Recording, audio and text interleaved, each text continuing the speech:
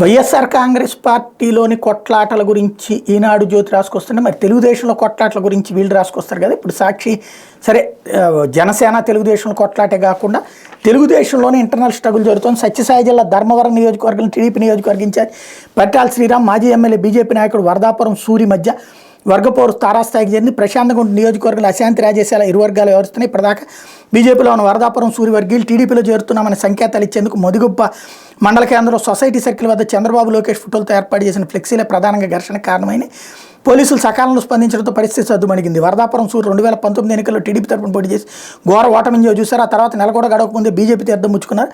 అప్పటి నుంచి ధర్మవరం నియోజకవర్గ టీడీపీ ఇన్ఛార్జిగా పరిటాల శ్రీరామ్ వ్యవహరిస్తున్నారు. కానీ సార్వత్రిక ఎన్నికలు సమీపిస్తున్న తరుణంలో త్వరలో టీడీపీలో చేరతామని ఆ పార్టీ టికెట్ తనకైనట్టు కొంతకాలంగా సూరి తన అనుచరులతో విస్తృత ప్రచారం చేయిస్తున్నారు. ఇదిలా ఉండగా వరదాపురం సూరి 2 రోజుల క్రితం ధర్మవరంలో మీడియాతో మాట్లాడుతూ పరిటాల కుటుంబం తీవ్ర విమర్శలు చేశారు. తాను ఎమ్మెల్యేగా ఓడిపోవడానికి ప్రధాన కారణం ఓ మాజీ మంత్రి అని, వాళ్ళు ధర్మవరం, సింగనమల, పెనుకొండలకు వెళ్తే వైఎస్ఆర్సీపీకి పనిచేస్తారని, ఒక్క రాఫ్తాళ్ళు మాత్రం టీపీ పనిచేస్తారని, ధర్మవరం చెరువుకు నీరు అందించేందుకు తాను సొంత నిధులతో కాలు మరమ్మతులు చేస్తే వాటికి కూడా నాడు నేడు కింద బిల్లులు చేసుకున్నారని పరోక్షంగా పరిటాల సునీత విమర్శించారు. ఈ నేపథ్యంలో ఇరు వర్గాల మధ్య విభేదాలు పచ్చగడ్డి వేస్తే బగ్గుమనే స్థాయికి చేరినాయి. ఇంతకు అసలు విశేషం ఏంటంటే పురంధేశ్వరి బీజేపీ అధ్యక్షురాలు కనీసం ఇట్లాంటి వాటిని కంట్రోల్ చేసే ప్రయత్నం కూడా చేయట్లేదు ఆవిడ.